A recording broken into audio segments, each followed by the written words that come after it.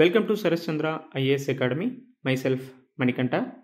So మనం యూపీఎస్సీకి సంబంధించి ప్రీవియస్ ఇయర్ క్వశ్చన్స్ని డిస్కస్ చేసుకుంటున్నాం కదా.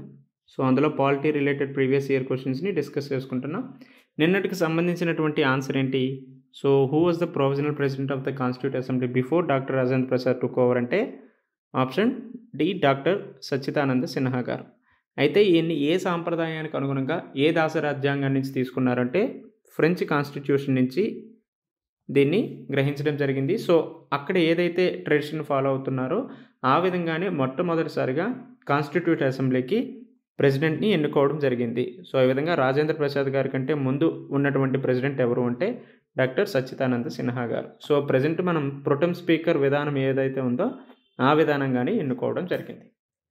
రైట్, ఈరోజు ఫస్ట్ క్వశ్చన్ చూస్తే the 9th schedule was introduced in the constitution during the prime ministership of. So 9th షెడ్యూల్ని ఎప్పుడు తీసుకురావడం జరిగింది? ఫస్ట్ కాన్స్టిట్యూషన్ అమెండ్మెంట్ యాక్ట్ ద్వారా తీసుకొచ్చారు. సో మొదటి రాజ్యాంగ సవరణని 1951 ద్వారా తీసుకురావడం జరిగింది. సో ఈ విధంగా జవహర్లాల్ నెహ్రూ గారు ప్రైమ్ మినిస్టర్ ఉన్నప్పుడు 9th షెడ్యూల్ని భారత రాజ్యాంగంలో ఇంట్రడ్యూస్ చేశారు through first constitution amendment act ద్వారా. సో ఈ విధంగా మిగతా ముగ్గురు ఏ ఏ కాలానికి సంబంధించిన వారు, అట్ ది సేమ్ టైం వీరి కాలంలో ఏ విధమైనటువంటి రిఫార్మ్స్ తీసుకొచ్చారు అనేది కూడా మనం చదువుకోవాల్సిన అవసరం ఉంది. సో ఆఫ్టర్ జవహర్లాల్ నెహ్రూ గారు చనిపోయిన తర్వాత 1964 నుంచి అరౌండ్ 66 మధ్యకాలంలో లాల్ బహదూర్ శాస్త్రి గారు ఉన్నారు. సో లాల్ బహదూర్ శాస్త్రి గారు చనిపోయిన తర్వాత ఇందిరాగాంధీ గారు, రైట్. అదేవిధంగా 1975 నుంచి 77లో వచ్చినటువంటి ఎమర్జెన్సీ వల్ల అప్పటి కాంగ్రెస్ ప్రభుత్వం చాలా వరకు డేలా పడింది, అట్ ది సేమ్ టైం చాలా వరకు ఇంపాక్ట్ పడింది. సో దట్ అక్కడ నాన్ కాంగ్రెస్ గవర్నమెంట్ అనేది మొట్టమొదటిసారిగా దేశంలో ఏర్పడింది. సో ఈ నాన్ కాంగ్రెస్ గవర్నమెంట్కి ప్రైమ్ మినిస్టర్గా వ్యవహరించిందే మొరార్జీ దేశాయ్ గారు. సో ఈ విధంగా 1977లో మొట్టమొదటిసారిగా నాన్ కాంగ్రెస్ గవర్నమెంట్ ఏర్పడింది. దానికి ప్రైమ్ మినిస్టర్ ఎవరుగా వ్యవహరించారంటే మొరార్జీ దేశాయ్ గారు. సో తర్వాత question, under which schedule of the constitution of India can the transfer of tribal land to private properties for mining B declared null and void? So tribal lands ఏవైతే ఉన్నాయో అవి private పార్టీస్కి transfer చేయడం, so mining కోసం transfer చేయడం ఏదైతే ఉందో అది నల్ అండ్ వాయిడ్గా గుర్తించడం జరిగింది. సో డిక్లేర్ చేయడం జరిగింది. అది ఏ షెడ్యూల్ ద్వారా అంటే 5th షెడ్యూల్ ద్వారా. సో ఈ 5th షెడ్యూల్డ్ ఏరియాస్కి సంబంధించి మిగతా అన్ని అంశాలు కూడా it's related to the political అఫిలియేషన్స్కి సంబంధించింది కదా.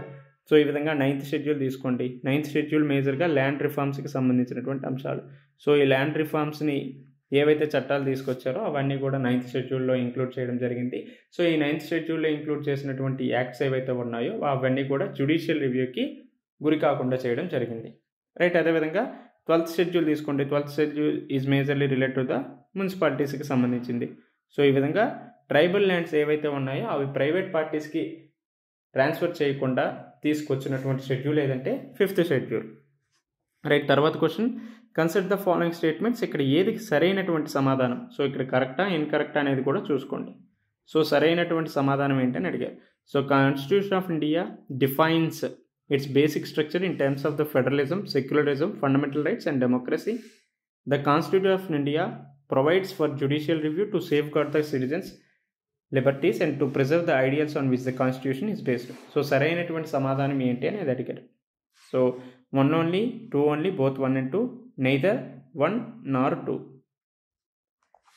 సో వీడియో పాస్ అయినా చేయండి, లేదంటే 10 seconds టైం తీసుకుని అయినా గెస్ చేయండి. సో ఏది సరైనటువంటి సమాధానం? సో ఇక్కడ జస్ట్ కొన్ని ఎక్స్ట్రీమ్ స్టేట్మెంట్స్ అనేవి ఉంటాయి. సో ఎక్స్ట్రీమ్ స్టేట్మెంట్స్ ఏవైతే ఉన్నాయో వాటిని మనం అవాయిడ్ చేస్తే సరిపోతుంది. For example constitution of India అనేది బేసిక్ స్ట్రక్చర్ని ఎక్కడా కూడా డిఫైన్ చేయలేదు. సో ఈ బేసిక్ స్ట్రక్చర్ అనే విధానం ఏదైతే ఉందో అది సుప్రీంకోర్టు తీసుకొచ్చినటువంటి విధానం. Supreme court even Kesavananda Bharati case జడ్జిమెంట్లో ఈ basic structure of the Indian constitution గురించి చెప్పింది. సో దట్ కాన్స్టిట్యూషన్ ఆఫ్ ఇండియాలో ఈ బేసిక్ స్ట్రక్చర్ గురించి కానీ బేసిక్ స్ట్రక్చర్కి సంబంధించినటువంటి డెఫినేషన్ కానీ లేదు. రైట్. అదేవిధంగా జ్యుడిషియల్ రివ్యూ అనే అంశం ఏదైతే ఉందో అది మనకు భారత రాజ్యాంగంలో ప్రొవైడ్ చేయడం జరిగింది. ఇది మేజర్గా సిటిజన్స్ లిబర్టీస్ ఏవైతే ఉన్నాయో వాటిని సేఫ్గార్డ్ చేయడానికి, అదేవిధంగా రాజ్యాంగానికి సంబంధించినటువంటి విలువలు ఏవైతే ఉన్నాయో వాటిని ప్రిజర్వ్ చేయాలనే ఉద్దేశంతో ఈ జ్యుడిషియల్ రివ్యూని తీసుకొచ్చారు. సో దట్ సరైనటువంటి సమాధానం 2 ఓన్లీ. రైట్. తర్వాత ప్రశ్న, which one of the following in Indian polity is an essential feature that indicates that federal in character. So 4 options ఇచ్చారు. 1, the independence of the judiciary is safe guarded. The union legislator has elected representatives from the constituent units. Option C, the union cabinet can have elected representatives from the regional parties. Option D, the fundamental rights are enforceable by courts of law. So 10 seconds time తీసుకొని దీని సమాధానం ఏంటో చేయండి. At the same time federal related అంశాలు ఏవైతే ఉన్నాయో, federal related features ఉన్నాయి కదా, మనకి లక్ష్మీకాంత్ బుక్ తీసిన ఫెడరల్ రిలేటెడ్ ఫీచర్స్ ఉంటాయి. సో ఆ ఫెడరల్ రిలేటెడ్ ఫీచర్స్ మనం డీటెయిల్గా చదివితే మనకి ఈజీగా ఈ సమాధానం చేయొచ్చు. ఏంటంటే federal related features? 1, dual government అనేది ఉండాలి. సో ఇక్కడ ద్వంద్వ ప్రభుత్వాలు ఉండాలి. అటు సెంట్రల్ గవర్నమెంటు, అదేవిధంగా స్టేట్ గవర్నమెంట్ ఉంటుంది. ఇది మాత్రమే కాకుండా రిటెన్ కాన్స్టిట్యూషన్, లిఖిత రాజ్యాంగం అనేది ఉంటుంది. Division of powers between centre and states. So division of powers between national and regional governments. ఇది మాత్రమే కాకుండా సుప్రీమసీ ఆఫ్ ద కాన్స్టిట్యూషన్, రాజ్యాంగం యొక్క ఆధిక్యత ఉంటుంది. రిజిడ్ కాన్స్టిట్యూషన్ ఉంటుంది, అంటే దృఢ రాజ్యాంగం ఉంటుంది. బైకామరల్ లెజిస్లేచర్ ఉంటుంది.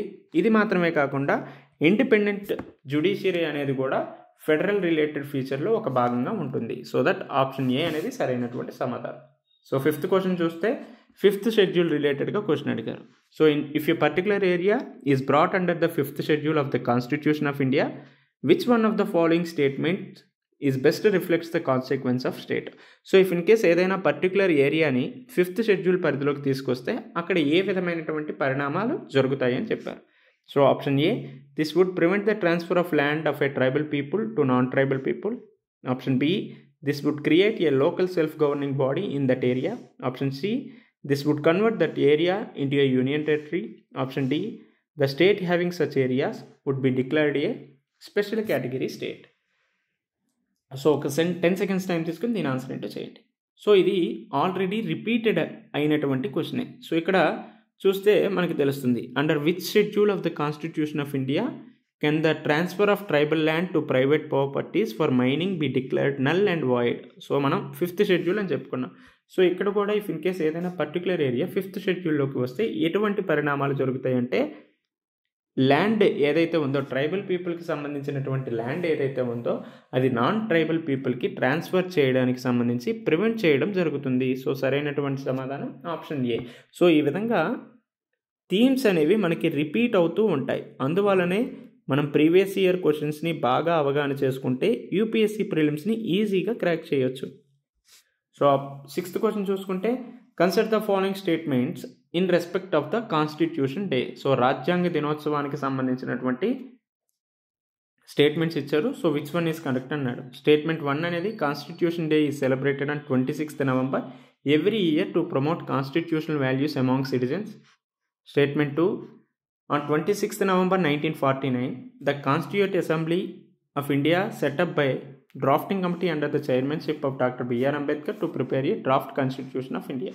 సో 26th November 1949లో ఆల్రెడీ రాజ్యాంగం అనేది తయారు చేయడం జరిగింది. ఫైనల్ డ్రాఫ్ట్ కూడా వచ్చేసింది. ఇక్కడేమి ఇచ్చారు, డ్రాఫ్టింగ్ కమిటీ అనేది సెటప్ చేశారు అని అన్నారు. సో దట్ ఇది తప్పుడు స్టేట్మెంట్.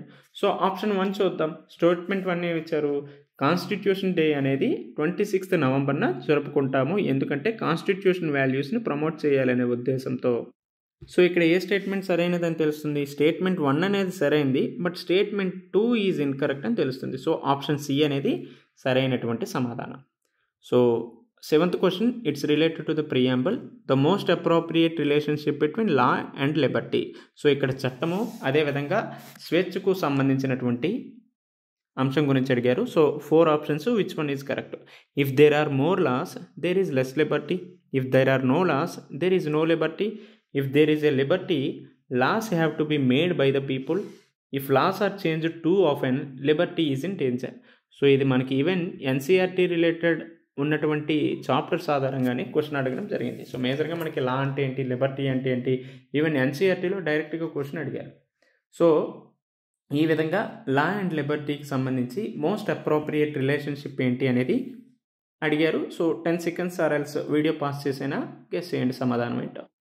సో సరైనటువంటి సమాధానం ఏంటంటే, if there are no laws there is no Liberty.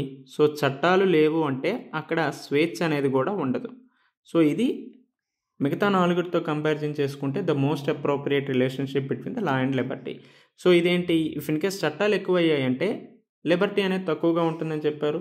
అదేవిధంగా లిబర్టీ ఉన్నది అంటే అక్కడ ప్రజలే చట్టాలను తయారు చేసుకుంటున్నారని చెప్పారు. అండ్ ఆల్సో లాస్ ఫ్రీక్వెంట్గా మారుతున్నాయంటే లిబర్టీ అనేది డేంజర్లో ఉంటాయని చెప్పారు. సో ఈ విధంగా ఈ స్టేట్మెంట్ తప్పు, ఇది రెండు కూడా తప్పే. సో మోస్ట్ అప్రోప్రియేట్గా ఉండేది ఆప్షన్ బి మాత్రమే. So at the same time same like ఇది 2018లో లిబర్టీకి సంబంధించినటువంటి క్వశ్చన్ అడిగారు, అంటే లా అండ్ లిబర్టీకి అడిగారు. 2019లో లిబర్టీకి సంబంధించినటువంటి డెఫినేషన్ గురించి అడిగారు. సో ఈ విధంగా చెప్తున్నాం కదా, రిపీటెడ్గా మనకి ప్రశ్నలు అనేవి వస్తూనే ఉంటాయి. సో డైరెక్ట్గా అడగకపోయినా దాంట్లో ఉన్నటువంటి థీమ్ ఆధారంగా అయినా అడుగుతారు. For example law and Liberty గురించి అడిగారు 2019లో లిబర్టీకి సంబంధించినటువంటి డెఫినేషన్ అడిగారు. సో ఈ విధంగా దీనికి అనుగుణంగానే ఈవెన్ మన టెస్ట్ సిరీస్ అనేది కూడా లాంచ్ చేయడం జరిగింది. అది చాలా వరకు యూపీఎస్సీ ప్రిలిమ్స్ ఓరియంటేషన్లో చాలా హెల్ప్ అవుతుంది. సో ఇఫ్ ఇన్ కేస్ ఎవరైనా జాయిన్ అవ్వాలనుకుంటే జాయిన్ అవ్వండి. So definition of liberty, most appropriate definition ఏంటని అడిగారు. So protection against the tyranny of political rulers, absence of restraint, opportunity to whatever one likes, opportunity to develop oneself fully. So సరైనటువంటి సమాధానం ఏమవుతుంది, opportunity to develop oneself fully. So ఈ 3 statements కూడా కొంచెం extreme స్టేట్మెంట్స్గా ఉన్నాయి. So if in case నీకు నచ్చింది చేయడము లిబర్టీ అనేది కాదు. సో ఇక్కడ ఆపర్చునిటీ అనేది ఉంటుంది. సో నిన్ను నువ్వు పూర్తిగా డెవలప్ చేసుకోవడానికి ఒక ఆపర్చునిటీ ఉంటుంది, దాన్నే లిబర్టీగా కూడా పిలవడం జరుగుతుంది. ఇక్కడ ఎటువంటి రిస్ట్రిక్షన్స్ లేకపోవడం, లేకపోతే పొలిటికల్ రూలర్స్ నియంతృత్వ ధోరణి నుంచి వాళ్ళని రక్షించడం, ఇవన్నీ కూడా కొన్ని extreme statements. At the same time లిబర్టీకి అంత యాప్ట్గా సెట్ అవ్వవు. సో ఆప్షన్ డి అనేది సరైనటువంటి సమాధానం. సో ఈ విధంగా కొన్నిసార్లు అనాలిసిస్ చేస్తూ ప్రశ్నలు అడగచ్చు, కాన్సెప్ట్ ఓరియంటేషన్తో ప్రశ్నలు కూడా అడుగుతారు కాబట్టి కొంచెం జాగ్రత్తగా. సో ఈవెన్ మనకి గ్రూప్ 1 అవ్వచ్చు, గ్రూప్ 2లో కూడా ఇటువంటి ప్రశ్నలు అడిగినా ఆశ్చర్యపోవాల్సిన పని లేదు. రైట్, తర్వాత the preamble to the constitution of India. So భారత రాజ్యాంగంలో ప్రవేశిక అనేది ఉంది కదా. So it is part of the constitution but has no legal effect. Not a part of the constitution, has no legal effect either.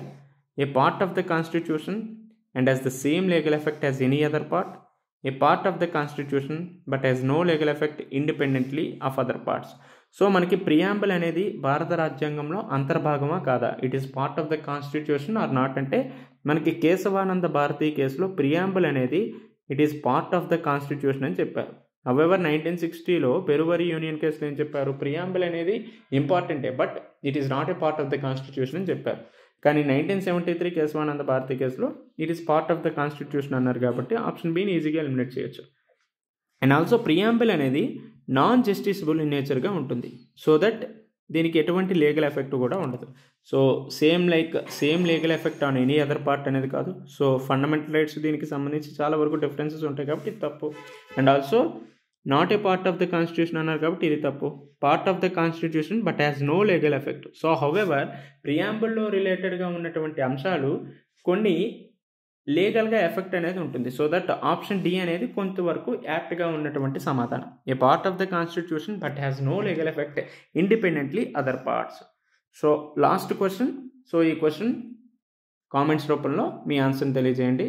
So what was the exact constitutional status of India on 26th January 1950? So 26th January 1950లో భారత రాజ్యాంగానికి సంబంధించినటువంటి status ఏంటి, exact status ఏంటి? Democratic republic, sovereign democratic republic, sovereign secular democratic republic, sovereign socialist secular democratic republic. So సరైనటువంటి సమాధానం ఏంటి అనేది మీరు కామెంట్స్ రూపంలో తెలియజేయండి. సో ఇంతవరకు ఎవరైనా ఛానల్ సబ్స్క్రైబ్ చేసుకోకపోతే సబ్స్క్రైబ్ చేసుకోండి. మీ వాల్యుబుల్ సజెషన్స్ని మా కామెంట్స్ రూపంలో తెలియజేయండి. మా కంటెంట్ కనుక మీకు నచ్చినట్టయితే లైక్ చేసి షేర్ చేయండి.